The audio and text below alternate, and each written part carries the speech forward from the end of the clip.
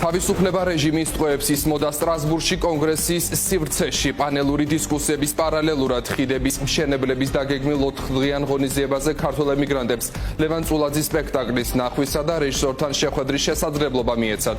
თეატრის სახელოსნო 42-ის მსახიობებმა შეასრულეს სპექტაკლის საქართველო 1921-1924 ამბავი თავისუფლების წართმევასა და არ შეგუებაზე მაყურებლისთვის ძალიან შთამბეჭდავი და მიმდინარე ამბებისა და პარალელების გამო ძალიან ემოციური იყო.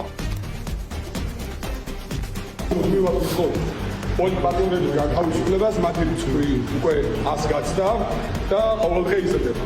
ახალი კანონების მიხედვით ადამიანებს აპატიმრებენ აქციაზე კლიმატის კანონების გამო და უშუალოდ ციხეში და უბრალოდ რუსთავის გამზირზე დგომის გამო.